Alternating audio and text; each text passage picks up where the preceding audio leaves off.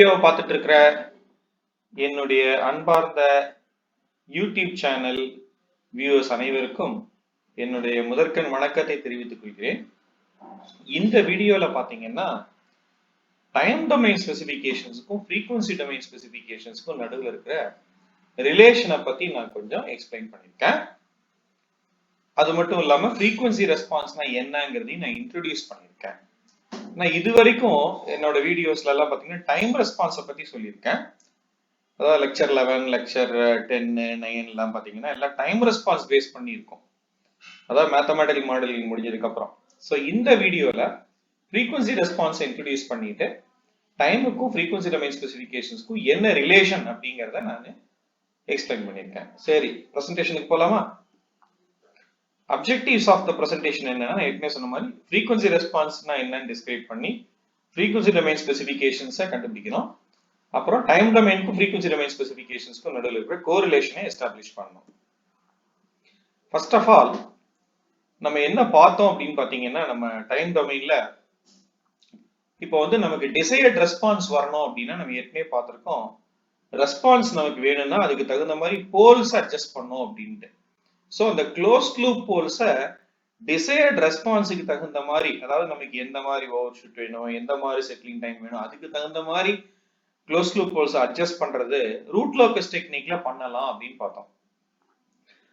நம்ம அந்த ஃப்ரீக்வன்சி ரெஸ்பான்ஸ்ல என்ன ஒரு அட்வான்டேஜ்னா, இன்னும் நிறைய கிராஃபிக்கல் டூல்ஸ் இருக்கு. ரூட் லோக்கஸ் மட்டும் தான் டைம் டொமைன்ல இருந்துச்சு. இங்க பாத்தீங்கன்னா ஏகப்பட்ட கிராஃபிக்கல் டூல்ஸ் இருக்கு.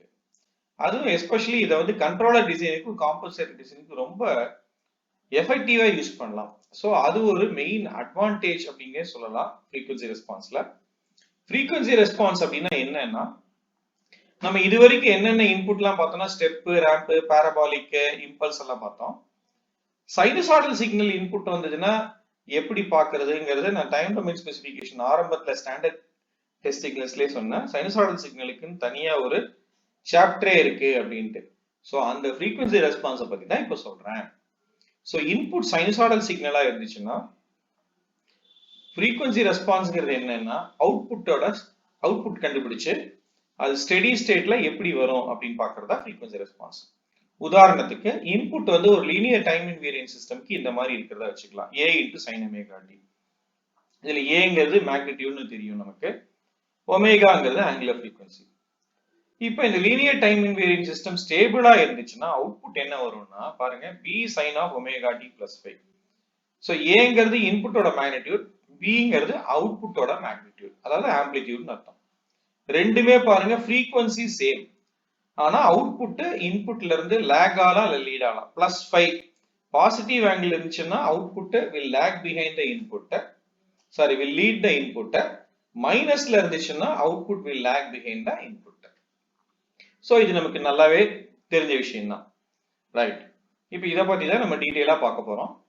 இந்த frequency response analysis time response analysis விட என்ன அட்வான்டேஜ் அப்படின்னு பாத்தீங்கன்னா, ஓபன் லூப் ஃப்ரீக்வன்சி ரெஸ்பான்ஸ்ல இருந்து, அதாவது G of S H of S ல இருந்து ஸ்டெபிலிட்டி எல்லாம் ஈஸியா கண்டுபிடிச்சிடலாம். அப்சல்யூட் ஸ்டெபிலிட்டியும் சரி, ரிலேட்டிவ் ஸ்டெபிலிட்டியும் சரி. இந்த அப்சல்யூட் ஸ்டெபிலிட்டி, ரிலேட்டிவ் ஸ்டெபிலிட்டி எல்லாம் பத்தி ஸ்டெபிலிட்டி சாப்டர்ல பார்த்தோம், ஸ்டெபிலிட்டி வீடியோல. சோ அந்த ஸ்டெபிலிட்டி வீடியோல நம்ம என்ன பார்த்தோம் அப்படின்னு பாத்தீங்கன்னா, நம்ம ரவுத்தர்-விட்ஸ் கிரைட்டீரியானு இதெல்லாம் யூஸ் பண்ணி பார்த்துட்டு இருந்தோம், கரெக்டா? சோ இங்க வந்து ரொம்ப ஈஸியா பார்க்கலாம் ஓபன் லூப் ஃப்ரீக்வன்சி ரெஸ்பான்ஸ்ல இருந்து அப்சல்யூட் ஸ்டெபிலிட்டி, ரிலேட்டிவ் ஸ்டெபிலிட்டி கிராஃபிக்கலா அப்படியே விஷுவலைஸ் பண்ண முடியும். இன்னொரு முக்கியமான அட்வான்டேஜ் என்னன்னு பாத்தீங்கன்னா, இப்போ ஃபங்க்ஷன் ஜெனரேட்டர்லாம் இருக்கு, அதாவது சைனசாய்டல் சிக்னல் ஜெனரேட்டர். அதை வச்சுட்டு ஒரு சிஸ்டத்தை பிராக்டிக்கலா டெஸ்ட் பண்ண முடியும். ஏன்னா சைனசாய்டல் சிக்னல் ஜெனரேட்டர்ல ஆம்பிளிட்யூட நமக்கு தேவையான மாதிரி மாத்திக்கலாம், ஃப்ரீக்வன்சியை மாத்திக்கலாம், அதே மாதிரி மற்ற மெஷர்மெண்ட் எக்யூப்மெண்ட்ஸ் வச்சுட்டு. அப்புறம் காம்ப்ளிகேட்டட் ஃபங்க்ஷன்ஸ், அதுக்கெல்லாம் டிரான்ஸ்ஃபர் ஃபங்க்ஷன் கண்டுபிடிக்கணும், அதாவது ஒரு சோபிஸ்டிகேட்டட் சிஸ்டம் இருக்கு, அதுக்கு டிரான்ஸ்ஃபர் ஃபங்க்ஷன் வந்து என்னால வந்து எக்ஸ்பெரிமெண்டலா கண்டுபிடிக்க முடியல அப்படின்னா அதை என்ன பண்ணலாம்னா, அந்த சிஸ்டம் ஒரு பிளாக் பாக்ஸ் மாதிரி எடுத்து சைனசாய்டல் இன்புட் கொடுத்து அவுட்புட் எப்படி வேரி ஆகுது, ஃபேஸ் ஆங்கிள் எப்படி வேரி ஆகுது, ஃப்ரீக்வன்சி வேரி பண்ணும்போது அப்படின்னு பார்த்து அதுல இருந்து டிரான்ஸ்ஃபர் ஃபங்க்ஷன் கண்டுபிடிக்கலாம் எக்ஸ்பெரிமெண்டலா. அப்புறம் பாராமீட்டர் அட்ஜஸ்ட்மெண்ட், அதாவது இந்த கெயின் அட்ஜஸ்ட்மெண்ட், டிசைன் பண்றது இதெல்லாம் ரொம்ப ஈஸியா பண்ணலாம் ஃப்ரீக்வன்சி ரெஸ்பான்ஸ்ல. அப்புறம் இன்னொரு பியூட்டி என்ன அப்படின்னு பாத்தீங்கன்னா, அந்த ஃபோரியர் டிரான்ஸ்ஃபார்ம் வந்து ரொம்ப எஃபெக்டிவா ஹேண்டில் பண்ண முடியும் ஃப்ரீக்வன்சி ரெஸ்பான்ஸ்ல. Fourier transform, inverse Fourier transform இருக்கிறதுனால ஈஸியா ஒரு இன்புட்டுக்கு ரெஸ்பான்ஸ டைம் டொமைன்ல இருந்து ஃப்ரீக்வன்சி ரெஸ்பான்ஸ் பண்ணிட்டு அப்புறம் அதுல இருந்து இன்வெர்ஸ் ஃபோரியர் டிரான்ஸ்ஃபார்ம் வச்சுக்கலாம். ஏன்னா நமக்கே தெரியும், நம்ம சிக்னல்ஸ், டிஎஸ்பி இந்த மாதிரி சப்ஜெக்ட் எல்லாம் படிச்சிருப்போம். எப்பயுமே டிரான்ஸ்ஃபார்ம் பண்ணும் பொழுது ஒரு பெரிய விஷயம் ரொம்ப சின்ன விஷயம் ஆயிடும் அப்படின்ட்டு. ஸோ அது அந்த அட்வான்டேஜை யூஸ் பண்ணிக்கிறோம். அப்புறம் ஃப்ரீக்வன்சி ரெஸ்பான்ஸ்ல இருந்து டைம் ரெஸ்பான்ஸை ஈஸியா எவாலுவேட் பண்ண முடியும். அப்புறம் ஃப்ரீக்வன்சி ரெஸ்பான்ஸை ஃப்ரீக்வன்சி ஆசிலேட்டர் வச்சு மெஷர் பண்ணலாம். அப்புறம் ஆம்பிளிடியூட் டிவைசஸ், ஆம்பிளிடியூடுக்குன்னு தனியா டிவைஸ் யூஸ் பண்ணலாம். ஃபேஸ் மெஷர்மெண்ட்டுக்கு டிவைஸ் யூஸ் பண்ணலாம். நம்ம சிஆர்ஓ மாதிரியும் வச்சுக்கலாம், இல்லை ஃபேஸ் ஆங்கிள் மெஷர்மெண்ட் பண்ணலாம். இதெல்லாம் ஃப்ரீக்வன்சி ரெஸ்பான்ஸோட அட்வான்டேஜ்.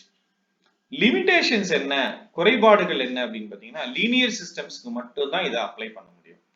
நான் லீனியர் சிஸ்டம்ஸ்க்கு ஃப்ரீக்வன்சி ரெஸ்பான்ஸ் அப்ளை பண்ண முடியாது. அதே மாதிரி பிராக்டிகலா ஃப்ரீக்வன்சி ரெஸ்பான்ஸ் கண்டுபிடிக்கணும்னா நிறைய டைம் எடுக்கும். எதனால அப்படின்னா, ஃப்ரீக்வன்சியை வைட் ரேஞ்ச் நம்ம வேரி பண்ணோம். வேரி பண்ணி அவுட்புட்டோட மேக்னிடியூட் என்ன அப்படின்னு பார்க்கணும், ஃபேஸ் ஷிஃப்ட் என்னன்னு பார்க்கணும். ஸோ அது பெரிய சிஸ்டம்ஸுக்கெல்லாம் கண்டுபிடிக்கிறது கொஞ்சம் நிறைய டைம் கன்சூமிங் ப்ராசஸா இருக்கும்.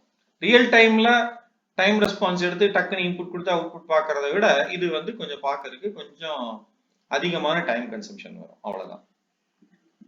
இப்போ இந்த ஃப்ரீக்வன்சி டொமைன் ஸ்பெசிஃபிகேஷன்ஸை பத்தி பார்க்கலாம். ஏற்கனவே நம்ம டைம் டொமைன் ஸ்பெசிஃபிகேஷன்ஸ் பத்தி பார்த்திருக்கோம். என்னென்ன அப்படிங்கிறது உங்களுக்கு தெரியும்னு நினைக்கிறேன். என்னென்ன? Rise time, first delay time, rise time, peak time, peak overshoot, settling time, steady state error. இந்த 6 டைம் டொமைன் ஸ்பெசிஃபிகேஷன்ஸ் பார்த்திருக்கோம். அதே மாதிரி ஃப்ரீக்வன்சி டொமைன்லயும் ஸ்பெசிஃபிகேஷன்ஸ் இருக்கு. First specification resonant peak. இந்த ரெசனன்ட் பீக் வந்து பீக் ஓவர்ஷூட் மாதிரியே, அதாவது க்ளோஸ் லூப் ட்ரான்ஸ்ஃபர் ஃபங்க்ஷனோட மேக்னிடியூட எந்த இடத்துல மேக்ஸிமம் வேல்யூ ஆகுதோ அந்த மேக்ஸிமம் வேல்யூ பேர் தான் ரெசனன்ட் பீக். ரெசனன்ஸ்னாலே மேக்ஸிமம்ங்கிறது நமக்கு நல்லாவே தெரியும். ரெசனன்ஸ்னாலே மேக்ஸிமம், அது எந்த ஃப்ரீக்வன்சில மேக்ஸிமம் மேக்னிடியூட் அட்டைன் ஆகுதோ அந்த ஃப்ரீக்வன்சிக்கு பேரு ரெசனன்ட் ஃப்ரீக்வன்சி. பேண்ட்வித்னா என்னங்கிறது நிறைய பேருக்கு தெரிஞ்சிருக்கும். பேண்ட்வித்ங்கிறது என்னன்னா, இப்ப மேக்ஸிமம் வேல்யூ என்ன வருதோ அதோட 1/√2. 1/√2 பாத்தீங்கன்னா 0.707.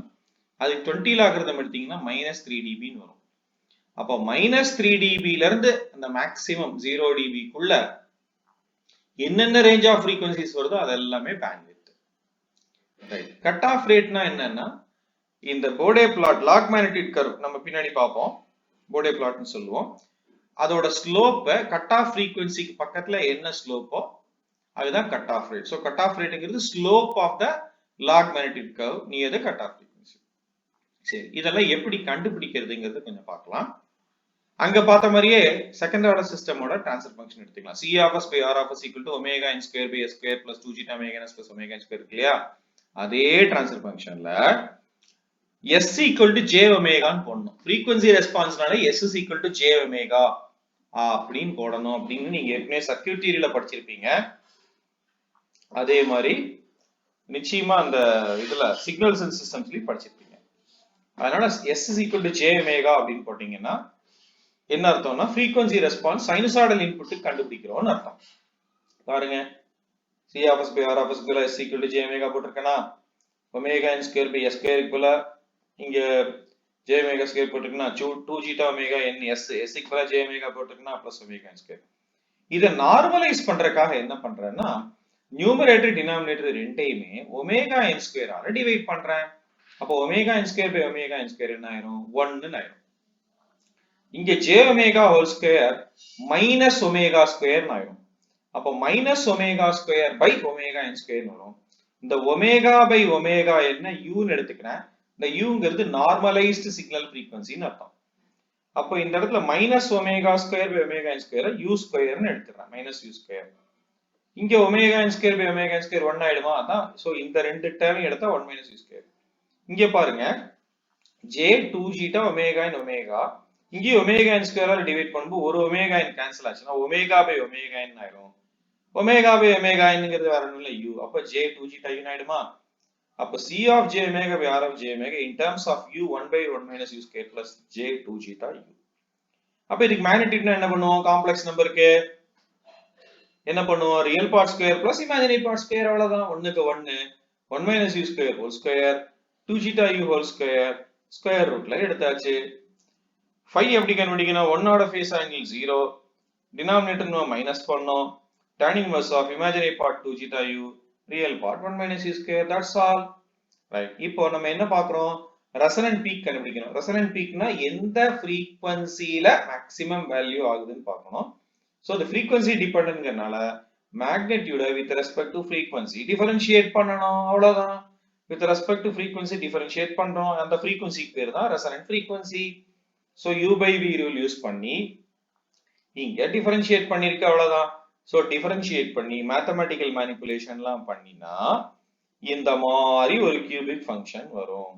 so இத சால்வ் பண்ணி ur என்னன்னு போட்டீங்கன்னா இதுதான் ur. so அதான் normalized resonant frequency. திருப்பி சொல்றேன், magnitude expression differentiate பண்ணனும் with respect to frequency, then mathematically simplify பண்ணனும், பண்ணிட்டு ur என்னன்னு சால்வ் பண்ணா அதுதான் normalized resonant frequency. so இந்த ஜீட்டாங்கிறது damping ratioங்கிறது ஏற்கனவே நமக்கு தெரியும். நம்ம நார்மலைஸ்ட் frequency எதுக்காக போட்டுக்கிட்டோம் இந்த மாதிரினா ஈஸியா ஹேண்டில் பண்ணலாம் அப்படிங்கறதுக்காக. எங்க பார்த்தாலும் ஒமேகா ஒமேகா அந்த மாதிரிலாம் இருக்கு, ஜே அந்த மாதிரி, அதுக்காக போட்டுக்கிட்டோம். சோ இப்போ நமக்கு ஆக்சுவலா வேண்டியது ரெசனன்ட் frequency ஒமேகா r தான் வேணும், not ur.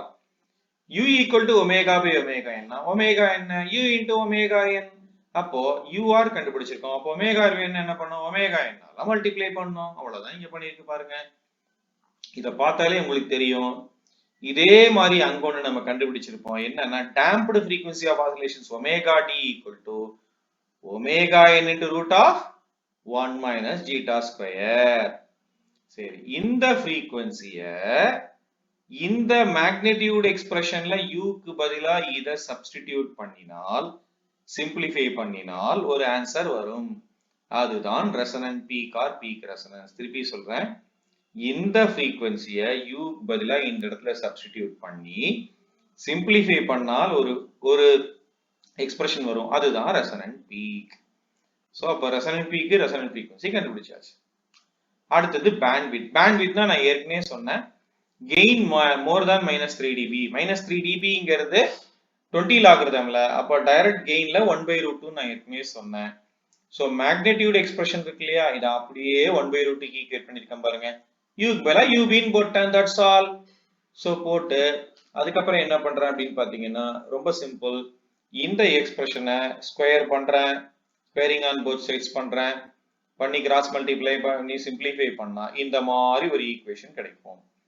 இந்த ஈக்குவேஷனை எகைன் நீங்க சால்வ் பண்ணீங்கன்னா நார்மலைஸ்ட் பேண்ட்வித் இந்த மாதிரி கிடைக்கும். 1 minus 2 zeta square plus square root of this ன்னு கிடைக்கும். இது நார்மலைஸ்ட் பேண்ட்வித். நமக்கு வேண்டியது பேண்ட்வித். அப்ப என்ன செய்யணும்?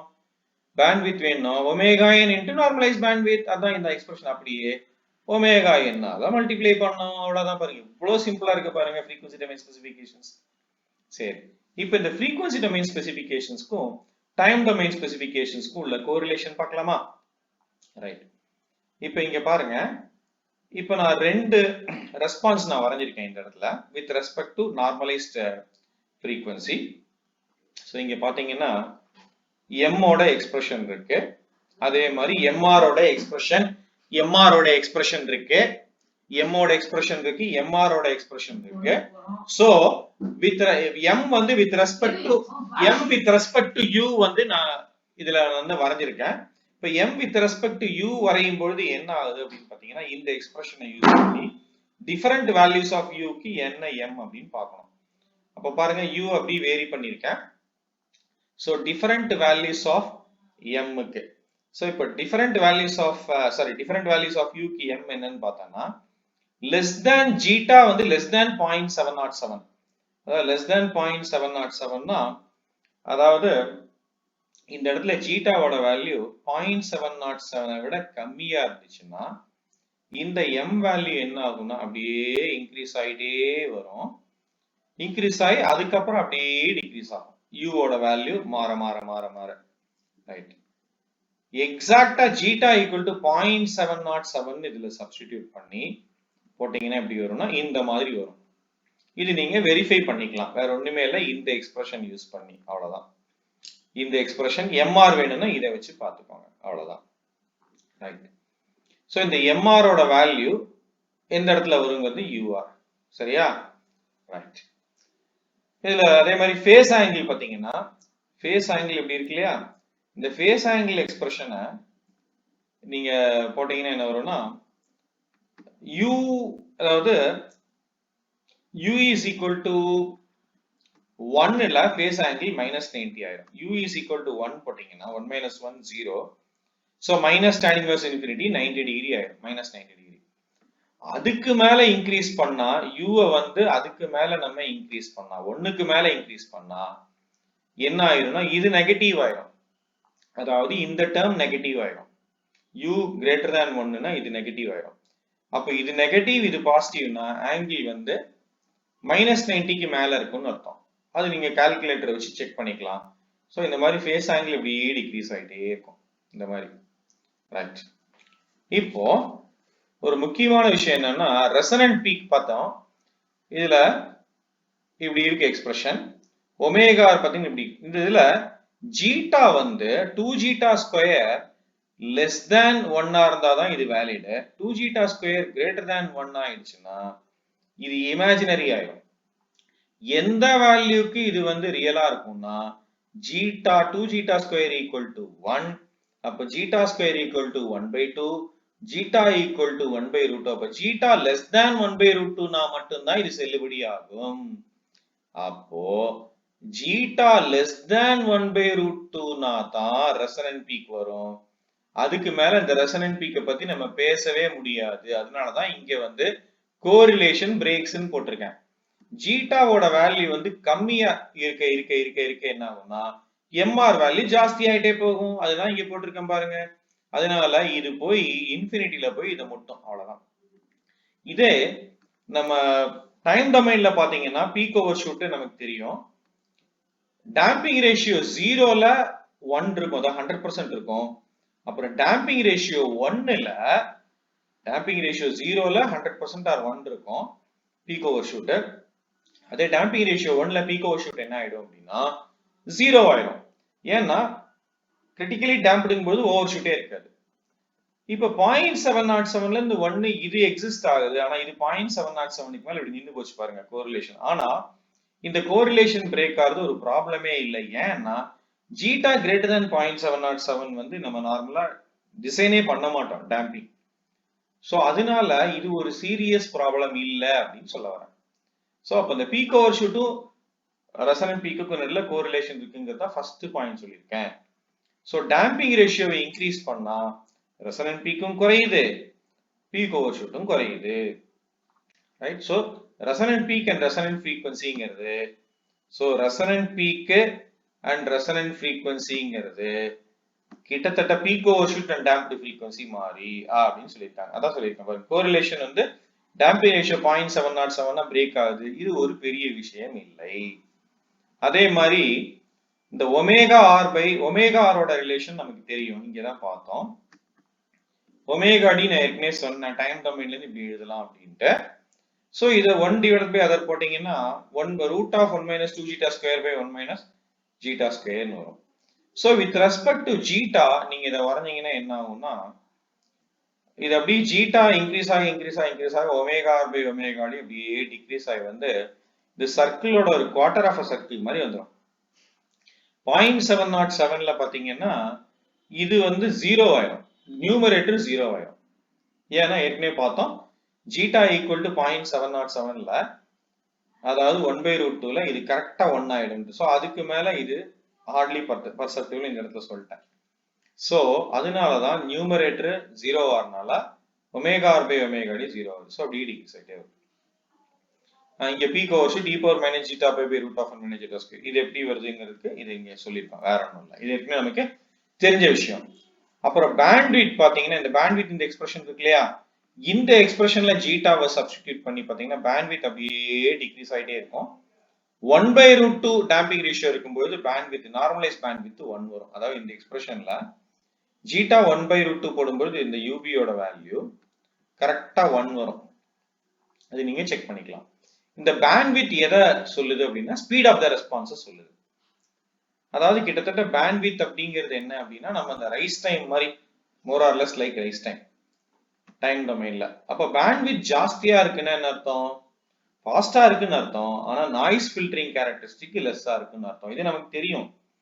bandwidth பொதுவா ஜாஸ்தியா இருந்தாலே என்ன ஆகும்னா அதே ரேஞ்சில வேற ஏதாவது சிக்னல் வந்ததுன்னா அந்த சிக்னலும் போய் இருக்கிற நம்ம மெயின் சிக்னலோட போய் கலந்துரும்.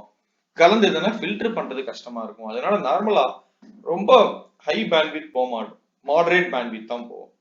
ஸோ அந்த பாயிண்ட் தான் இது. ஸோ இப்போ இது உங்களுக்கு ஈஸியா புரியும்னு நினைக்கிறேன். ஸோ அந்த peak overshoot resonant peak overshoot ரெண்டுமே பீக் ஓவர் ஷூட்டு இந்த ரெசனன்ட் பீக்கும் ரிலேட்டடு. அதே மாதிரி ரெசனன்ட் ஃப்ரீக்வன்சியும் damped frequency of oscillations ரெண்டும் ரிலேட்டடு.